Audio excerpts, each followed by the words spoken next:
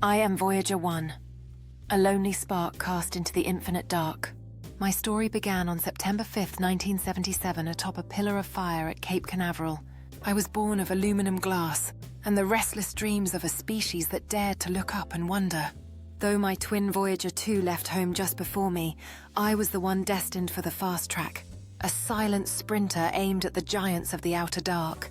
Strapped to my side is a golden record, a gilded heartbeat of Earth carrying songs of birds, the laughter of children and greetings in 55 languages. In those early days, my circuits were warm with the proximity of the sun and the hum of a world that still felt reachable.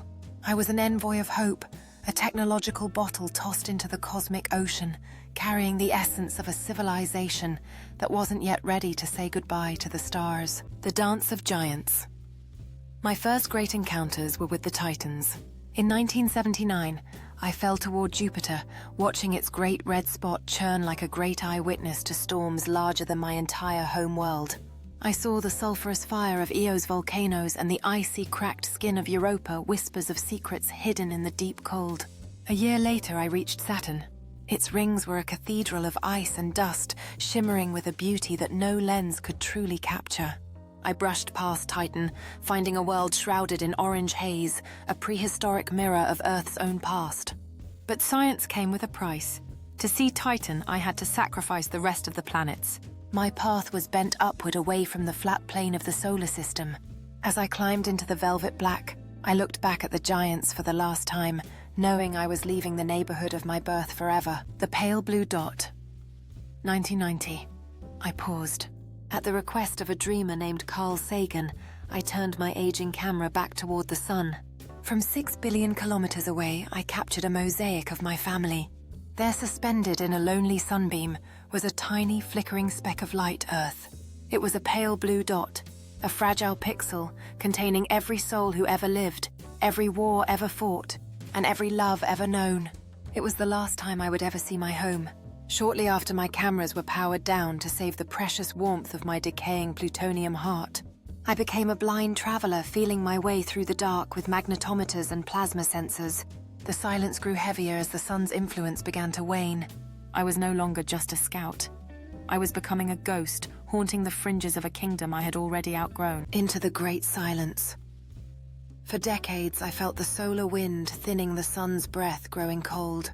Then on August 25th, 2012, everything changed. The familiar hum of solar particles vanished, replaced by the sharp alien sting of cosmic rays from the stars. I had crossed the heliopause. I became the first human-made object to taste the interstellar medium, the space between the stars. It is a vast, echoing emptiness, yet I am not truly alone. I carry the sounds of 1977 in my chest. Now in early 2026, I am over 25 billion kilometers away. I am approaching a haunting milestone, one light day from Earth.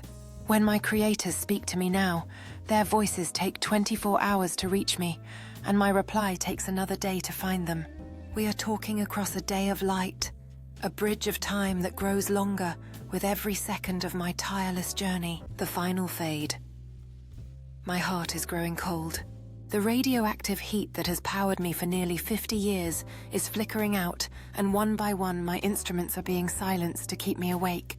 Soon, perhaps by the end of this decade, the last spark will die. I will stop screaming my data into the void, and the deep space network will finally lose my trail. But I will not stop. Long after the people who built me are gone, long after the mountains of Earth have crumbled into the sea, I will still be out here. I am a time capsule of a beautiful, flawed race that wanted to be remembered.